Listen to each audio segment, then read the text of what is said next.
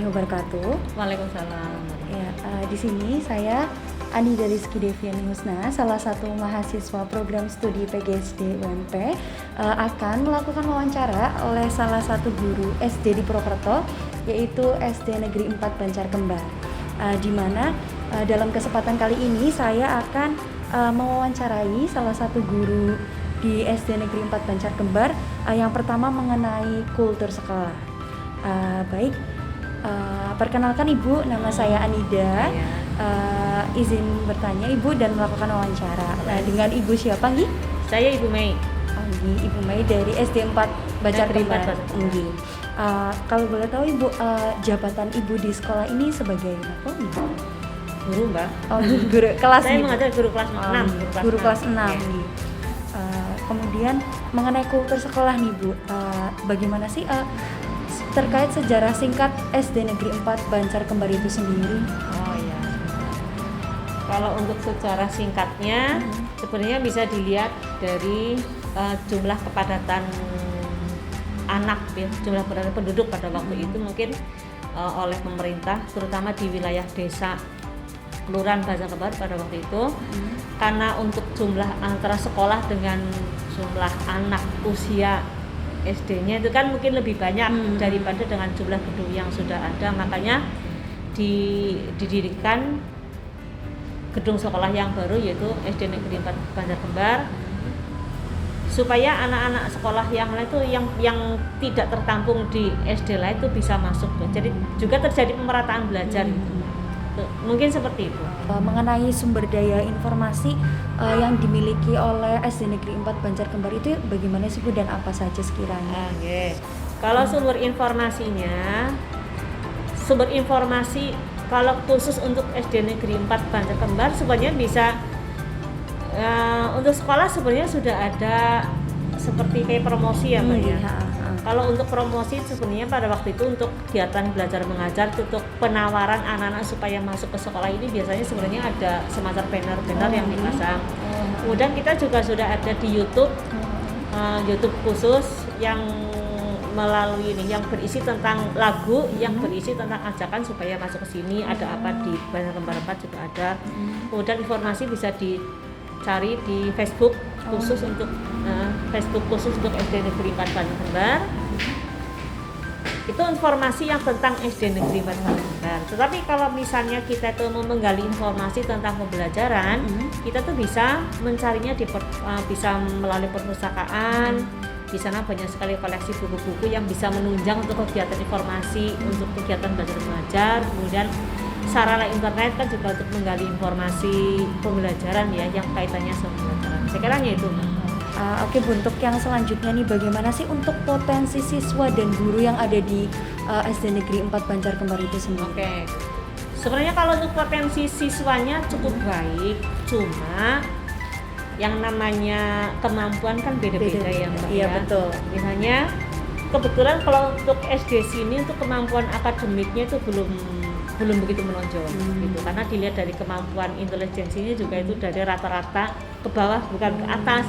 Beda kalau yang di kota-kota sana kan anak-anak yang memang sudah siap pakai, dan kemampuan orang tua untuk mendorong anak untuk kasarannya misalnya jauh lebih baik itu sangat kenceng gitu. Kaitannya sama biaya juga gitu.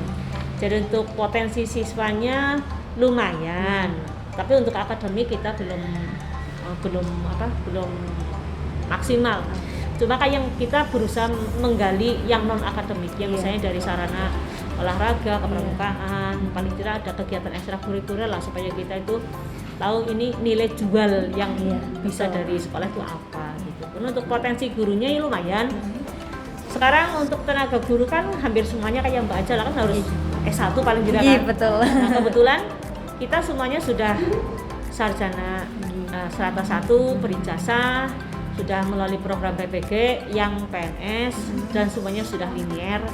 Untuk yang guru non kelasnya juga sudah semuanya sudah sarjana S1, bahkan kalau guru agamanya malah udah S2. Dan lumayan baik. Oke Bu, untuk selanjutnya terkait dengan kondisi fisik sekolah nih Bu, sekiranya bagaimana menurut Ibu? Ya Mbak bisa lihat sendiri. Di sini tuh kondisinya Kalau itu beda jauh dengan pada waktu ini baru didirikan, Mbak. Itu menyedihkan. Kalau ini sekarang sudah lumayan bagus, perkembangannya sudah bagus. Kalau orang melewat sini tuh biasanya nengok sini kayak gedung kementerian. Iya betul Bu. Saya juga seperti itu. Kan? Bagus. Enggak, memang. Jadi kondisi fisiknya bagus. Sarana-sarananya juga sebenarnya sudah lumayan gitu. Di sini kan ditanyakan luas lahannya sekitar 1.700-an sekian meter persegi, luas bangunannya sudah begitu. Jumlah ruang kelasnya juga komplit, ada 6, ada ruang gurunya, ada ruang kepala sekolahnya, ruang UPS, ada dapur, kamar mandi, gudang, kemudian rumah dinas juga ada di belakang dari Bapak. Visi misi sekolah dari SD Negeri 4 Banjar Kembar itu sendiri, Bu. Visinya itu unggul dalam potensi, beriman, bertakwa dan berhasil guna. Maksudnya paling tidak manusia yang ada di sini itu punya potensi lah, sekecil apapun itu kan. Kita juga nggak bisa merendahkan menghilangkan untuk ciptaan Tuhan kan. Pasti semua itu pada potensinya, sekecil apapun itu pasti ada, itu digali. Paling tidak ya lebih menonjol lah sedikit begitu. Kemudian beriman.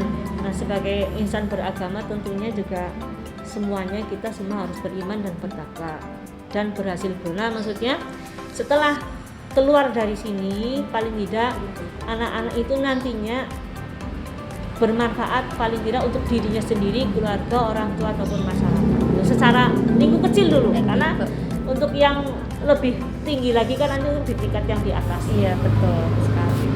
Kalau tujuan sekolah dari SD Negeri 4 Banjar Kembar itu sendiri ada spesifikasinya atau bagaimana?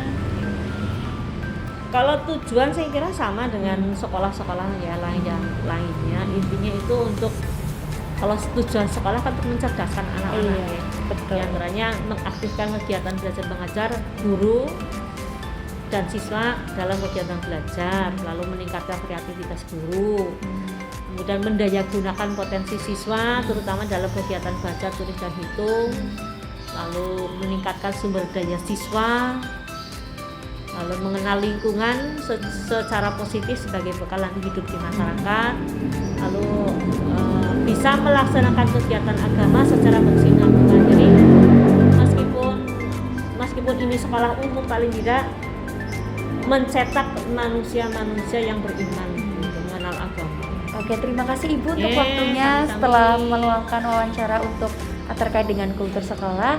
Saya Anida dari UMP mengucapkan terima kasih banyak atas bantuannya. Sukses. Iya, terima kasih. Oke, sampai sini saja terkait wawancara kultur sekolah. Untuk wawancara mengenai proses pembelajaran akan tayang di video selanjutnya. Oke, ketemu lagi dengan saya Anida Rizky Deviani Husna. Oke, kali ini kita masih bersama dengan Bu Meng, Ibu, salah satu guru di SD Negeri 4 Banjar Kembar, terutama di guru kelas 6 gitu. Oke, untuk selanjutnya nih saya akan melakukan sedikit wawancara terkait dengan proses pembelajaran yang ada di kelas 6 SD Negeri 4 Banjar Kembar sendiri. Yang pertama nih Bu, karakteristik siswanya itu di kelas yang Ibu ampu itu bagaimana sih Bu? Ya. Karena ini musim pandemi ya Mbak, jujur saja saya itu belum pernah ketemu langsung yang tatap muka.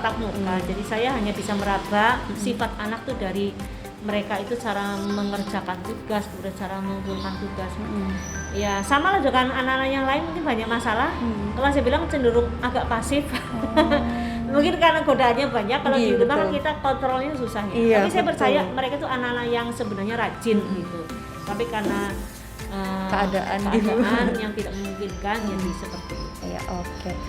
Untuk selanjutnya nih Bu, tiap pembelajaran pasti kan ada strategi pembelajarannya nih Bu. Nah, kalau yang Ibu terapkan sendiri itu strategi yang bagaimana? Kalau saya, karena di kelas 6 kan waktunya meskipun untuk pembelajaran kan ada 12 bulan ya Mbak. Tapi kalau kelas 6, kelas 3 SMP, kelas 3 SMA itu nggak mungkin. Iya, full. betul.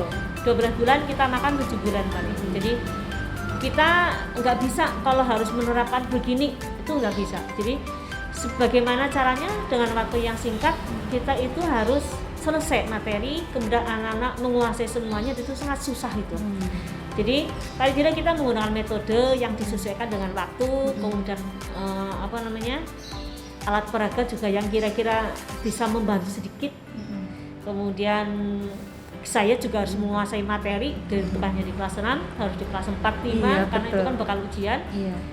Kemudian paling tidak seandainya ini bukan pandemi, paling tidak untuk di kelas 6 tuh harus menggunakan model pembelajaran yang semenarik mungkin, tapi ingat tidak selama pembelajaran, semua pembelajaran kita harus pakai metode, harus pakai, itu kenyataan di lapangan Iya, tuh beda. Iya betul Bu. Kalau kita tuh memang betul-betul dituntut oleh waktu.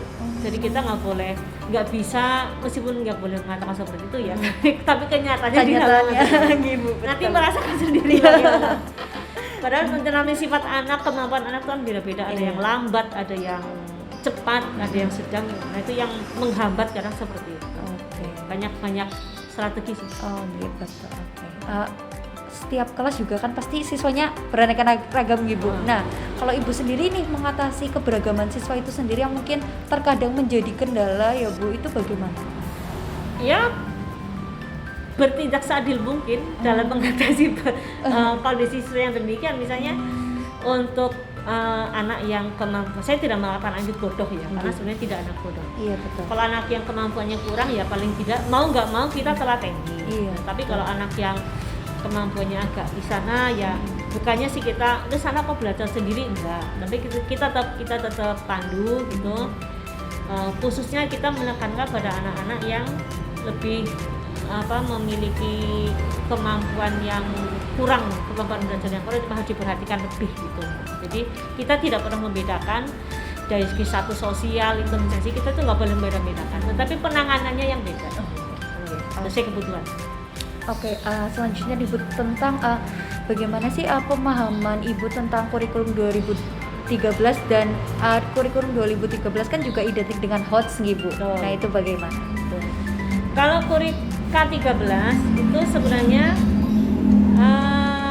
itu kan kalau menurut saya ya itu kan kurikulum yang lebih mendorong siswa untuk lebih aktif, berkreasi, berinovasi.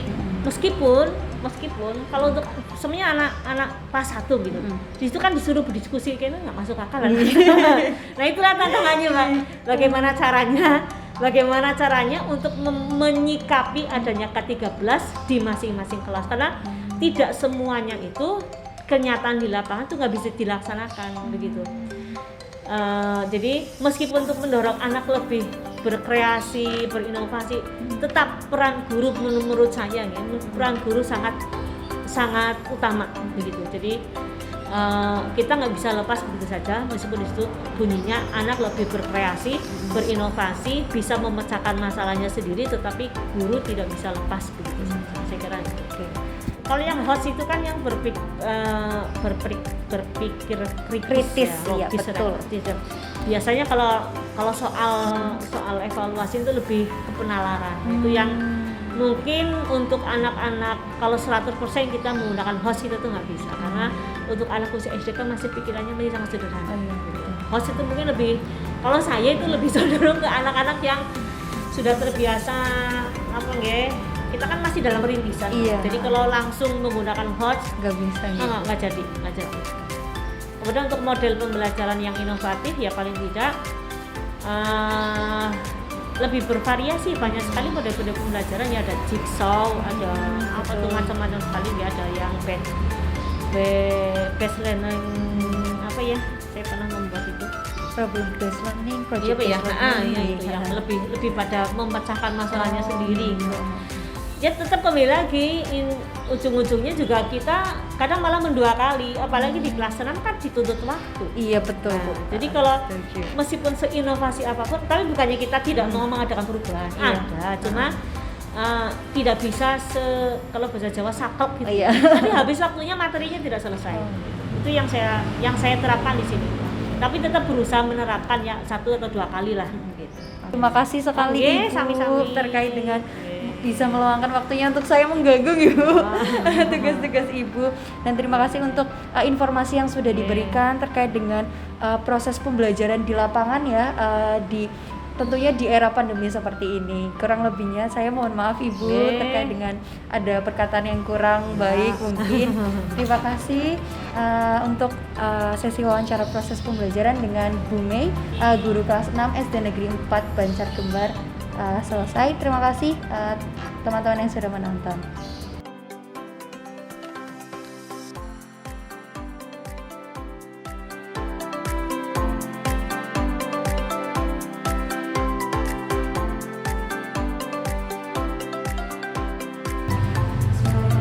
Assalamualaikum warahmatullahi wabarakatuh. Ya, saya Anida Rizky Deviani Yusna, salah satu mahasiswa PGSD UMP, yang mana saat ini saya sedang melakukan KKL di salah satu sekolah di Banyumas yang mana bertepatan di SD Negeri Karangsoka yang terletak di Kecamatan Kembaran gitu. Oke. Sekarang ini saya sudah bersama dengan kepala sekolah dari SD Negeri Karangsoka itu sendiri untuk melakukan wawancara terkait dengan data-data terkait dengan kultur sekolah. Ya, ini dengan kepala sekolah SD Negeri Karangsoka, Ibu, dengan Ibu siapa? Ibu Eni Nur Hasan. Oke, dengan Ibu Eni. Untuk selanjutnya, bolehkah saya melakukan wawancara terkait dengan kultur sekolah dengan Ibu? Boleh. Oke, terima kasih Bu sebelumnya. Langsung saja nih saya melakukan berbagai pertanyaan, melontarkan pertanyaan ke Ibu. Untuk yang pertama Bu, terkait dengan sejarah singkat didirikannya SD Negeri Karangsoka itu sendiri bagaimana Bu? Ya, untuk sejarah singkatnya SD Negeri Karangsoka ini berdiri di atas tanah desa, dibangun tahun 1963 ya, setiap itu yang ada di Papor Bulan itu juga untuk memenuhi kebutuhan anak-anak sekolah di Karangsoka yang memang saat itu setiap desa sudah harus ada sekolah. Kemudian setiap sekolah pasti memiliki potensi-potensi. Nah, kalau untuk potensi siswa dan gurunya itu sendiri di SD Negeri Karangsoka ini bagaimana? Ya, untuk potensi siswa ya kita mengadakan kalau anak masuk itu paling tidak ya sesuai dengan umur sekolah. Sekarang kan ada aturan yang harus ada anak yang belum umur, misalnya umur 6 tahun atau 6,5 itu boleh masuk SD, tetapi harus ada surat rekomendasi dari psikologi. Tapi kalau yang sudah umur minimal 6,5 atau 6, kalau saya lihat sih kalau itu menurut saya anak yang sudah mapan untuk kelas 1 itu ya 7 tahun. Hanya memang kadang-kadang kan waktu pendaftaran kan mungkin tidak ya, makanya ya ada kurang sedikit atau sedikitnya. Untuk potensi guru ya kami semuanya sudah kualifikasi S1 dan kalau yang belum ya memang harus meneruskan S1. Tapi alhamdulillah guru SD Karangsoka semuanya sudah kualifikasi S1 semua.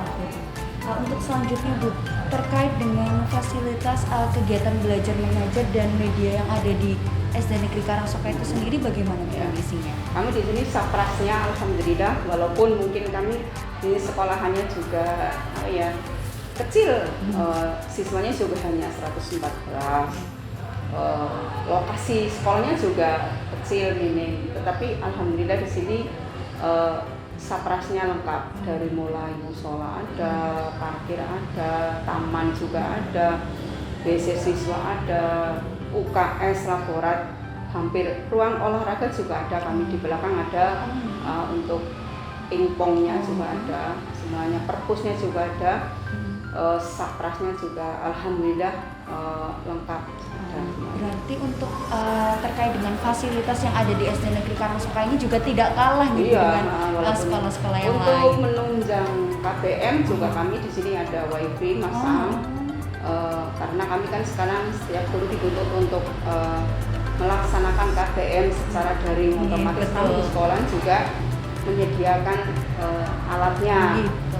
Kami di sini masing-masing guru harus bisa mengoperasikan kegiatan daring, ada kelas, terus juga ada Zoom, ada Google Meet dan seterusnya. Tetapi kami juga melayani anak-anak yang tidak punya HP, karena kan jujur saja di Karangsoka itu memang wali muridnya itu memang dari berbagai mata pencaharian, terutama itu kebanyakan adalah buruh tapi buruh sour, buruh sawah yang memang penghasilannya ya mungkin secara itu tidak cukup untuk membeli, tapi kami juga melayani anak itu, maka kami melaksanakan luring guru bisa datang ke sana atau siswanya yang datang ke sekolah mengambil tugasnya.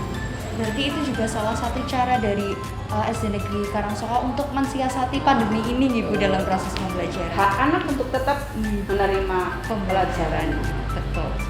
Oke Bu, untuk selanjutnya terkait dengan kultur yang ada di SD Negeri Karangsoka dan kurikulum yang diterapkan Bu di SD Negeri Karangsoka itu. Kalau kami di sini sudah menggunakan kurikulum 13, tetapi kami saat tahun 2020 ya itu ada pandemi COVID-19, kami juga menggunakan kurikulum yang berbasis dengan COVID-19 yang memang ada aturan-aturan, ada hal-hal memang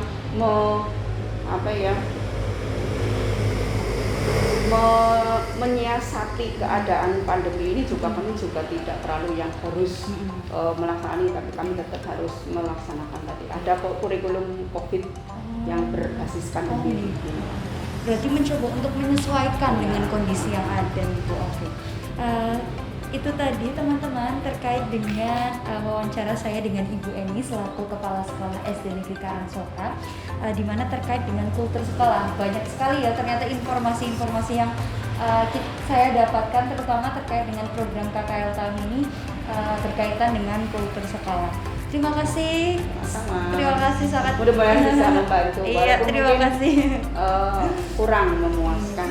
Sudah memuaskan Ibu, sangat dibantu saya. Nah, di sini kan SD-nya si kecil, desanya juga kecil, siswanya juga sedikit, karena kan ada desa yang memang kalau Dukuwalu misalnya itu kan hampir ya 5 sekolah kan, ada MI juga berarti 6 sekolah, banyak siswanya.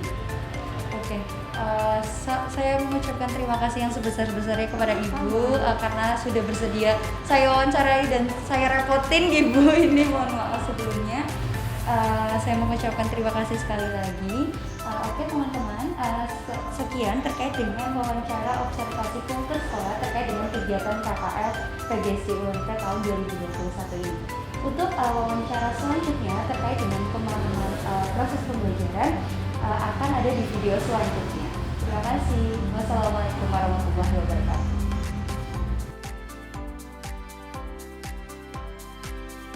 Assalamualaikum warahmatullahi wabarakatuh. Kembali lagi dengan saya Anida Rizky Devian Musna, mahasiswa PGSD UMP, yang mana saat ini saya sedang melakukan KKL tahun 2021 mengunjungi salah satu sekolah di Kabupaten Banyumas, yaitu pada saat ini saya sedang di SD Negeri Karangsoka.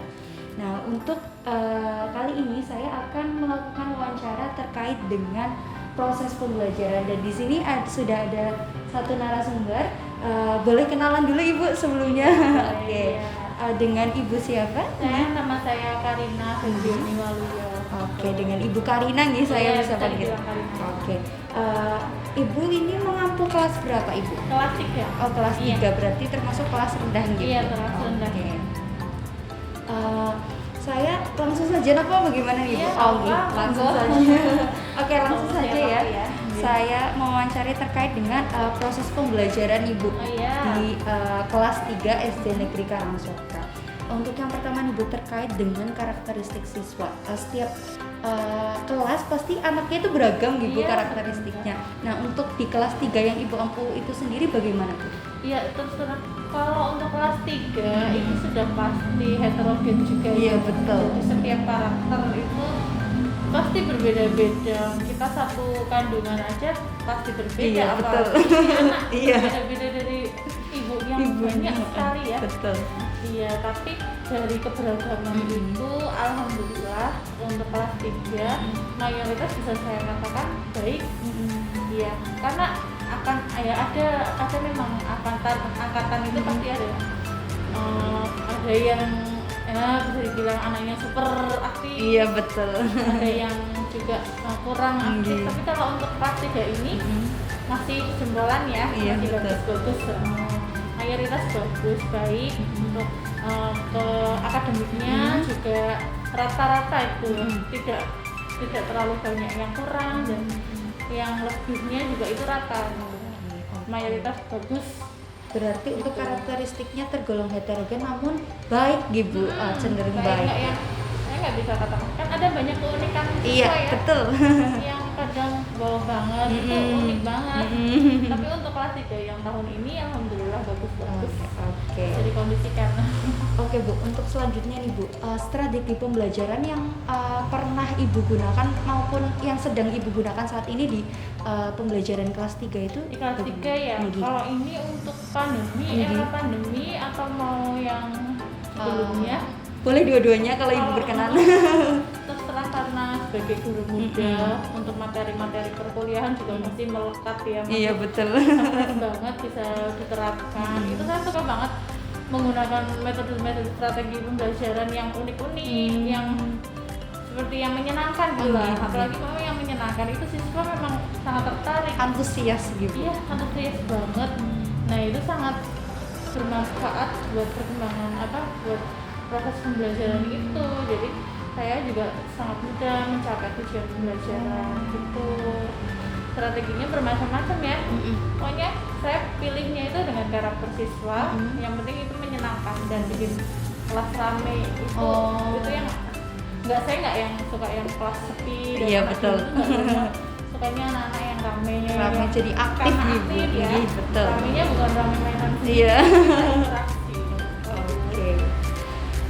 Kemudian nih Bu, kan biasanya nih Bu, keberagaman siswa seringkali ada kesulitannya bagi Ibu mungkin. Bagaimana Ibu nih mengatasi keberagaman siswa yang seringkali menjadi kesulitan Ibu dalam Keberagaman belajar? siswa itu masih ada di materi kelas 3 ini kebetulan ya. Jadi ada materi Bhinneka Tunggal Ika. Iya, betul. Itu kan salah satunya ya. Iya. Saya selalu menanamkan sebenarnya itu seperti nilai dasar ya, nilai dasar bagi warga Indonesia. Buat saya itu wajib sekali ditanamkan dari kecil. Betul. Biar kita itu mencintai Indonesia. Indonesia itu apa sih, di dalamnya kan ada Pancasila. Iya, Nah, betul. di situ semboyan negara Indonesia kita kan juga Bhinneka Tunggal Ika, Iya. di mana berbeda-beda tetapi tetap satu jiwa. Iya. Itu selalu saya tanamkan untuk anak-anak gitu ya. Kita itu berbeda-beda, tapi kita itu satu jiwa, kita itu tetap satu Indonesia. Kita tidak akan sama antara kamu dengan kakak kamu, apalagi kamu dengan teman-teman kamu yang berbeda ayah, berbeda ibu, itu pasti berbeda-beda. Ada kamu yang kulit putih, kulit hitam, nggak masalah, itu karunia Allah ya kan. Itu kita tuh kaya banget, kita kaya karena itu. Indonesia kaya karena keberagamannya. Nah, tapi kita bukan dijadikan untuk berselisih atau gimana, tapi kita harus bangga justru kan karena keberagaman itu.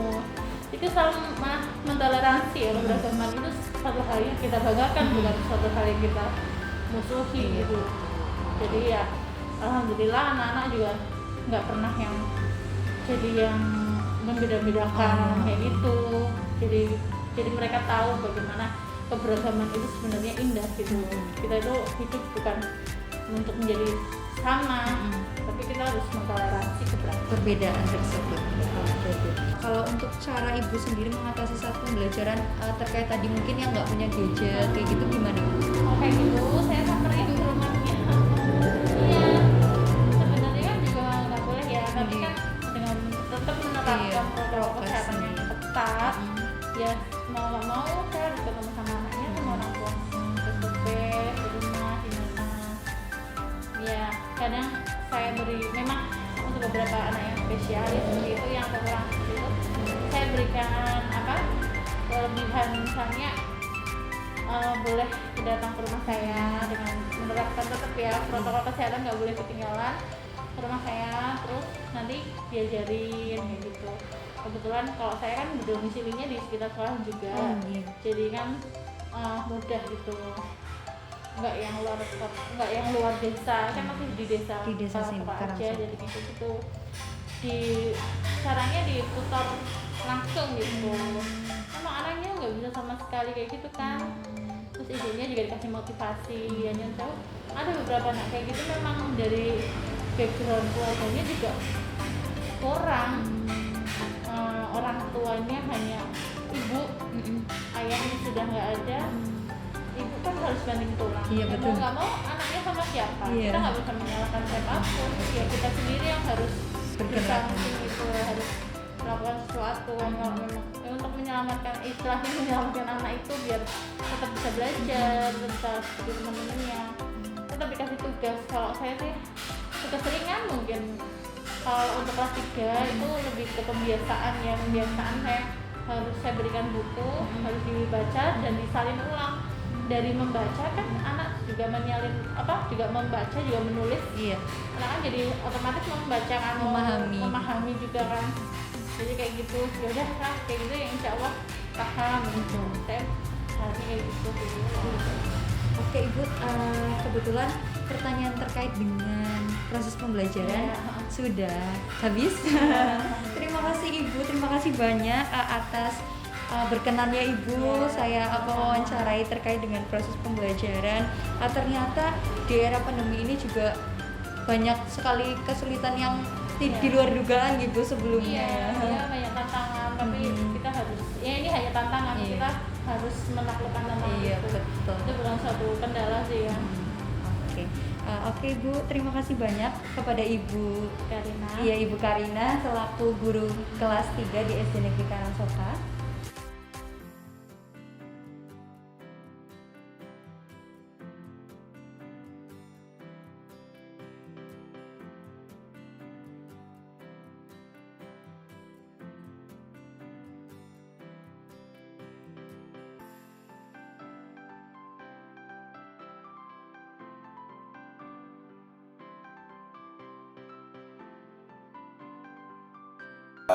Secara singkat tentang musim wayang Banyumas. Musim wayang Banyumas yang pada dasarnya kronologi untuk membuat musim wayang Banyumas pada saat itu para tokoh-tokoh dan budayawan Banyumas, termasuk pada saat itu ada beliau Bupati Banyumas, kemudian bahkan Gubernur Banyumas pada saat itu Bapak Suparjo Rustam, dan para budayawan menggagas mencari pembakuan wayang gagrak Banyumasan, mencari pembakuan wayang gagrak Banyumasan. Akhirnya beliau atau mereka bermuara pada satu ide, kemudian membuat sebuah kelompok kecil dan menjadi komunitas, dan kemudian menjadi sebuah yayasan.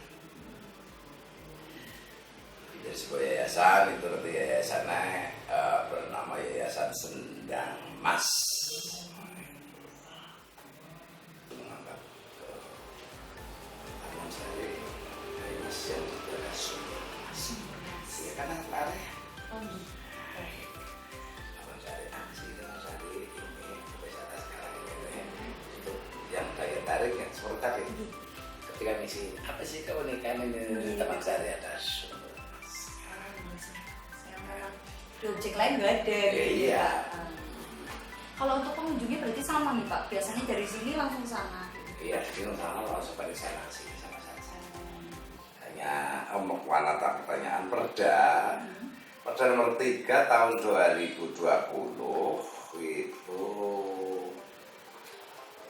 tiketing di musim wayang Banyumas itu Rp1.000, di Taman Sari Rp2.000. Tapi kalau saya kayak bocah tak maringan pernah telurnya melepas menguras dan jajan.